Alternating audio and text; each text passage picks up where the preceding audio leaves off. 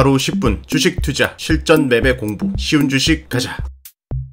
자, 트럼프 해리스 누가 될지 모르는 이 안개 속에서 어제 트럼프가 당선이 되면서 이 안개가 걷혀지고, 즉 불확실성이 없어지면서 글로벌 증시가 상승을 해줬습니다. 특히 미국이 많이 상승을 해줬죠. 그죠? 이제 모든 시선은 계속해서 예고 드린 대로 금요일 FOMC 회의로 다 쏠리고 있습니다. 전 세계가 다 쏠리고 있어요 지금. 자, 트럼프 복귀에 새 숙제 받은 파월, 금리 인하 속도 느려지나, 요게 이제 문제라는 거예요.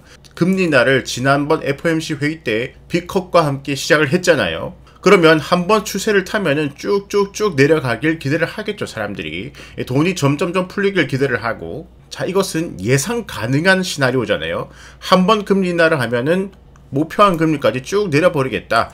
그럼 대략적으로 지난번처럼 0.5 빅컷이 아니라 0.25를 했을 때 대략적으로 FOMC 회의마다 분기마다 1, 2회씩 한다면은 어느 정도면은 3.5%에 달할 수가 있겠구나. 이 예상 가능한 시나리오가 있으니까 전 세계 금융 자본이 움직일 수가 있는데, 이 예상 가능한 시나리오에서 변수가 생긴 거예요. 트럼프라는 변수가. 모두 다들 많이 들어보셨던 것. 자, 시장은 불확실성을 싫어한다. 그리고 예상과 번다가는 걸 싫어한다. 그죠? 이번 FOMC 회의에서는 0.25포인트 내릴 것이 기정사실화되고 있는 분위기예요. 막상 까봐야 알겠지만 이번에 0.25 내리는 것은 문제가 아닌데, 이제 그 다음에 이 파월의 멘트가 중요한 거야. 멘트가 어떤 멘트가 나오는지. 트럼프 대통령 당선 직후인 6일에서 7일 지금 한창 FOMC 회의를 열고 있죠. 그죠? 트럼프가 아직 대통령 취임 전이긴 하지만 당선인이 연준의 금리 정책과 독립성에 미칠 영향에 대해서 관심이 쏠린다. 자, 트럼프 당선인은 선거운동 과정에서 모든 수입 품목에 10에서 20% 보편 관세를 매기고, 중국산 수입품에 대해서는 60% 관세를 부과하겠다고 공언했다. 자, 멕시코에 대해서도 불법 이민과 펜타닐 유입 등을 막지 않으면 25% 관세를 매기겠다.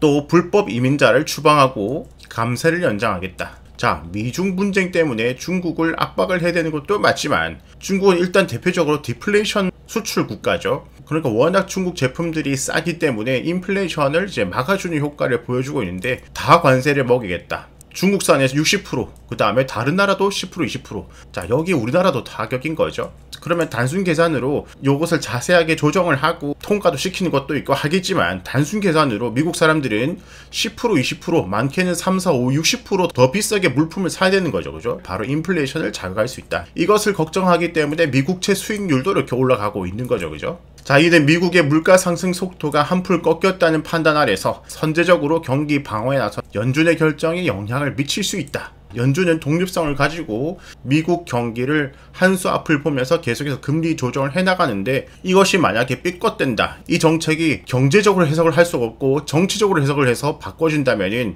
장기적으로 보면 미국 경제에 타격을 줄 수 있다는 거겠죠. 그죠? 자, 연준은 소비자 물가지수 PCE죠. 2024년 2.3%, 25년 2.1%, 이 근거를 가지고 금리 인하를 하는데, 25년에 2.1이 아니라 다시 2.5, 3이 된다면 금리 인하를 할 수가 없는 상황이 되겠죠. 그죠? 이게 바로 금리 인하를 한번 하면은 쭉쭉쭉 내려갈 것이라는 시장의 기대감과 예상을 어긋나는 행동이 나오는 거기 때문에 문제가 될 수 있다는 거죠. 연준은 지난 9월에 이번 FOMC 회의에서 0.25를 내리고 12월 연말에 한 차례 더 인하할 수 있다고 예상했다. 이대로 예상을 준 거예요. 자, 올해 11월, 12월 0.25 두 번을 한다고 예상을 줬고, 그 다음에 25년도에 여러 차례 걸쳐서 1%를 추가 인하할 필요가 있다고 봤다. 그런데 이 말이 오늘 내용에서 다른 말이 나오면은 증시에서는 변동성이 있을 수도 있다는 거죠. 이렇게 트럼프 행정부 2기의 정책들이 물가를 재차 자극하면 연준의 시나리오 역시 바뀔 수밖에 없다.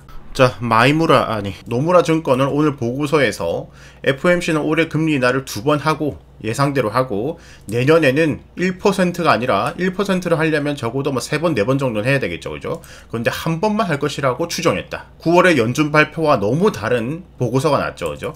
그래서 금리 인하가 종료된 시점을 3.1% 정도로 예상을 했는데, 이거보다 올려서 3.6%로 0.5%를 상향을 했다. 최종 금리를. 자, 그럼 우리가 한번 생각을 해볼 게 있어요. 예상과 같이 금리 인하 속도가 안 나올 수 있다라는 말은 안 좋은 건데, 그러면 단기 단기적으로 변동성이 올 수 있다는 건데, 근데 최종적으로 보면은 0.1에서 0.6으로 상향됐을 뿐이지 내려가는 방향성은 맞다라는 거죠. 그죠? 그러면 단기적으로 시장이 안 좋다 생각하고 단기적으로 변동성이 생겼을 때는 매매 기회로 볼 수 있다는 거겠죠. 이 금리 결정과 FOMC 기자회견, 자 오늘 밤, 그러니까 금요일 새벽이죠. 새벽 4시에 금리 결정, 4시 반에 기자회견이 나옵니다. 우리가 자고 있는 새벽에 결정이 되고 이것은 내일 우리나라 증시에 영향을 주겠죠. 여기서 좋은 내용이 나온다면은 당연히 증시가 좋은 반응을 하면서 추가적인 상승을 할 수가 있는 거고, 여기서 안 좋은 내용이 나온다면은 한번 변동성 하락도 할 수가 있겠죠. 그죠? 바로 상승하면 땡큐지만 한번 내려갈 수도 있다는 이 변동성 가능성이 있기 때문에 금요일까지는 계속해서 좀 지켜보고 본격적으로 사기보다는 야금야금 사자 말씀을 드렸죠. 그죠? 하지만 이번 회의담에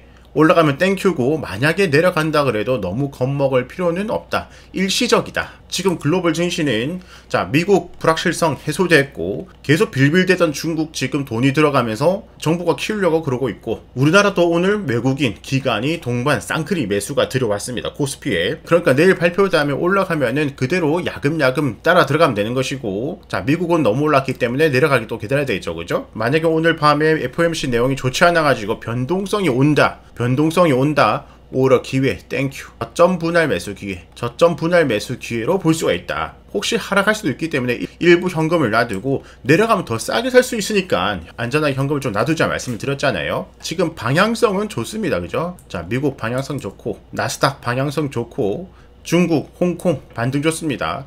자, 대만 올라가지고 있고, 니케이 올라가지고 있고, 방향은 좋아요. 자, 방향이 좋은데 거기서 단기적인 악재로 내려간다면 이 말씀을 드리는 거예요. 계속해서 미국 지수 ETF 같은 경우는 다시 20선 근방 아래 내려왔을 때를 더 줍줍 기회로 보시면 될 것 같고, 군대로 보면 3억 할 거, 결국에는 2025년도는 기술의 발전이에요. 그죠? 4차 산업, 자 반도체, 2차 전지, 뭐 전력 설비, 제약 바이오, 이렇게 실적 잘 내고 있고 수출 잘하는 회사들, 공부가 된 것들 줍줍 해볼 수가 있고, 지금 단기적으로 단기 테마 같은 경우는 오늘 같은 경우는 트럼프 관련주가 또 이틀 연속 상승을 해줬죠. 오늘 같은 경우는 특히 이제 조선주가 많이 움직여졌습니다. 야, 이 무거운 하나오션이 21% 상승했고, HD 현대중공업, 뭐 삼성중공업, HJ중공업, HD 현대미포, 그죠? 자, 상승 다음에 충분히 조정을 받고 이제 반등해줬죠. 조선도 빅사이클이라고 하니까 그 다음 조정 또 볼만하겠죠. 그죠? 트럼프가 한국 조선에 관심이 많다. 자, 미국 군함을 우리나라가 수주할 것이, 요런 기대감으로. 그죠? 그 다음에 우주항공, 뭐 제너코, AP 위성, 일론 머스크 수혜로 올라갔고,